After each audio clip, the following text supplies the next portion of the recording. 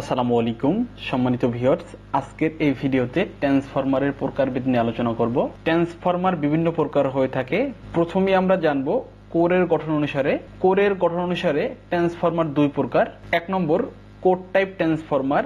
Core বলতে পাতলা পাতলা লেমিনেটেড স্টিলের মাধ্যমে যে অংশ তৈরি করা হয় তাকে কোর বলা হয়। কোর টাইপ ট্রান্সফরমার হলো যে সকল ট্রান্সফরমারের উইন্ডিং গুলো কোরকে ঘিরে রাখে। এই উইন্ডিং বলতে এই কয়েলকে বোঝানো হয়েছে। এই কোরগুলো ই শেপ ও আই শেপের হয়ে থাকে। এই কোর টাইপ ট্রান্সফরমারে উইন্ডিং গুলো সিলিন্ডারের মতো হয় এবং উইন্ডিং গুলো বা কয়েলগুলো স্তরে স্তরে সাজানো থাকে। প্রথম স্তরে প্রাইমারি উইন্ডিং এবং তার উপরে সেকেন্ডারি উইন্ডিং পেঁচানো হয়। ফলে কোর টাইপ ট্রান্সফরমারের প্রাইমারি উইন্ডিং এবং সেকেন্ডারি উইন্ডিং খুব কাছাকাছি থাকে। দুই নম্বরে শেল টাইপ ট্রান্সফরমার। যে সকল ট্রান্সফরমারের কোরগুলো উইন্ডিংকে ঘিরে রাখে, মানে উইন্ডিংটা ভিতরে থাকে, কোর উইন্ডিংকে ঘিরে রাখে, সে সকল ট্রান্সফরমারকে শেল টাইপ ট্রান্সফরমার বলা হয়। সম্মানিত ভিউয়ার্স, এই শেল টাইপ ট্রান্সফরমারের এই কয়েলগুলো ভিতরে থাকে এবং বাইরে থাকে কোরগুলো। আবার কার্যপ্রণালী অনুযায়ী ট্রান্সফরমার দুই প্রকার। এক নম্বর হলো স্টেপ আপ ট্রান্সফরমার।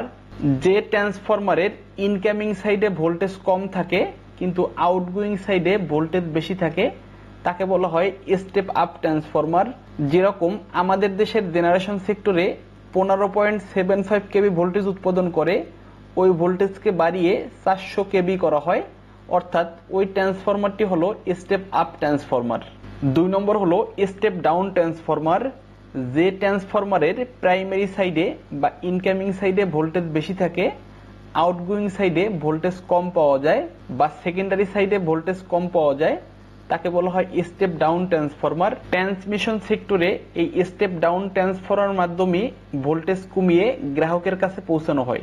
এরপরে ব্যবহার বা প্রয়োগ অনুসারে ট্রান্সফরমার আবার তিন প্রকার।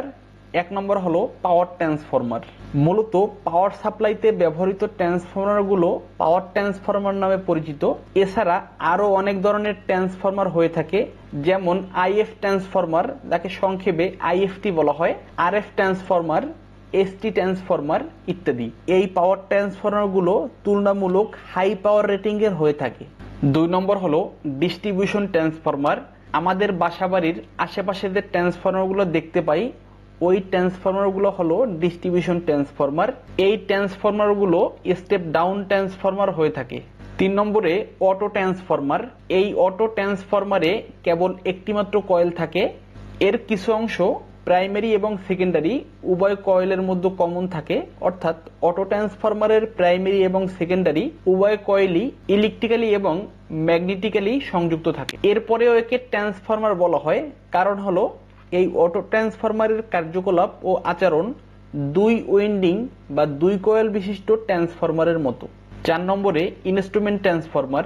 এই ইনস্ট্রুমেন্ট ট্রান্সফরমার হলো এমন এক ধরনের ট্রান্সফরমার যা এসি সিস্টেমের ইলেকট্রিক্যাল কোয়ান্টিটি পরিমাপ করার জন্য ব্যবহার করা হয়, অর্থাৎ বৈদ্যুতিক রাশি, ভোল্টেজ, কারেন্ট, পাওয়ার, এনার্জি, পাওয়ার ফ্যাক্টর, ফ্রিকোয়েন্সি ইত্যাদি। এই ইনস্ট্রুমেন্ট ট্রান্সফরমার পাওয়ার সিস্টেমের নিরাপত্তার জন্য রিলেতেও ব্যবহার করা হয়। ইনস্ট্রুমেন্ট ট্রান্সফরমার আবার দুই প্রকার। এক নম্বর হলো কারেন্ট ট্রান্সফরমার, যাকে সংক্ষেপে সিটি বলা হয়। কারেন্ট পরিমাপ করার জন্য এই ট্রান্সফরমার লোডের সাথে বা লাইনের সাথে সিরিজ সংযোগে থাকে। দুই নম্বর হলো পটেনশিয়াল ট্রান্সফরমার বা পিটি। এই ট্রান্সফরমারের মাধ্যমে ভোল্টেজ মেজারমেন্ট করা হয়, পাওয়ার লাইনে ব্যবহার করা হয়। এরপরে ফেজের সংখ্যার উপরে ভিত্তি করে ট্রান্সফরমার দুই প্রকার বা সাপ্লাই অনুযায়ী ট্রান্সফরমার দুই প্রকার। এক নম্বর হলো সিঙ্গেল ফেজ ট্রান্সফরমার। এই সিঙ্গেল ফেজ ট্রান্সফরমারগুলো আমাদের বাসাবাড়ির আশেপাশে পোল মাউন্টেড ট্রান্সফরমার হিসেবে ব্যবহার করা হয়। এরকম তিনটি সিঙ্গেল ফেজ ট্রান্সফরমার ব্যাংকিং করে থ্রি ফেজ ট্রান্সফরমার হিসেবে ব্যবহার করা যায়। যে ট্রান্সফরমারের আউটপুট থেকে সিঙ্গেল ফেজের লোড চালানো যায় তাকেই বলা হয় সিঙ্গেল ফেজ ট্রান্সফরমার।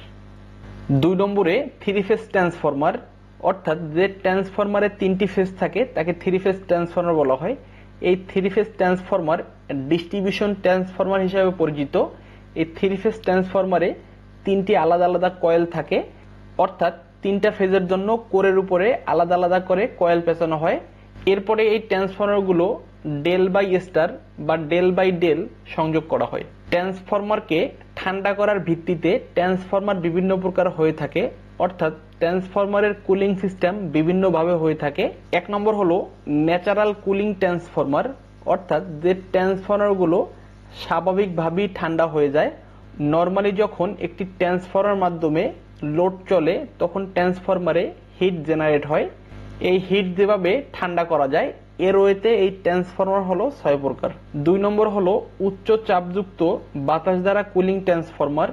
3 নম্বর হলো তেলে নিমজ্জিত সেলফ কুলিং ট্রান্সফরমার। 4 নম্বর তেলে নিমজ্জিত পানি দ্বারা কুলিং ট্রান্সফরমার। 5 নম্বর হলো তেলে নিমজ্জিত চাপযুক্ত বাতাস দ্বারা কুলিং ট্রান্সফরমার। আর 6 নম্বর হলো তেলে নিমজ্জিত চাপযুক্ত তেল দ্বারা কুলিং ট্রান্সফরমার, যেগুলোকে সংক্ষেপে ওনান টাইপ, ওনাফ টাইপ বা ওফাপ টাইপ ট্রান্সফরমার বলা হয়। স্থাপন প্রণালীর উপরে ভিত্তি করে ট্রান্সফরমার আবার 4 প্রকার। 1 নম্বর হলো ইনডোর ট্রান্সফরমার, যে ট্রান্সফরমারগুলো কোনো ছাদওয়ালা রুমের ভিতরে অর্থাৎ সাবস্টেশনের ভিতরে থাকে ওই ট্রান্সফরমারকে ইনডোর ট্রান্সফরমার বলা হয়। 2 নম্বর আউটডোর ট্রান্সফরমার, যে ট্রান্সফরমারগুলো সাবস্টেশনের বাইরের সাইডে থাকে অর্থাৎ আউটডোরে থাকে। নরমালি পাওয়ার ট্রান্সফরমারগুলোকে আউটডোর ট্রান্সফরমার বলা হয়। 3 নম্বর হলো পোল মাউন্টেড ট্রান্সফরমার, আমাদের বাসাবাড়ির আশেপাশে পোলের সাথে যে ট্রান্সফরমারগুলো থাকে ওই ট্রান্সফরমারকে পোল মাউন্টেড ট্রান্সফরমার বলা হয়। 4 নম্বর হলো আন্ডারগ্রাউন্ড ট্রান্সফরমার, মাটির নিচে যে ট্রান্সফরমার স্থাপন করা হয় ওই ট্রান্সফরমারগুলোকে আন্ডারগ্রাউন্ড ট্রান্সফরমার বলা হয়। বাইরের কান্ট্রিতে অর্থাৎ ইউরোপ ও আমেরিকায় এই আন্ডারগ্রাউন্ড ট্রান্সফরমারের ব্যবহার অনেক বেশি। সম্মানিত ভিউয়ার্স, আজ এ পর্যন্তই।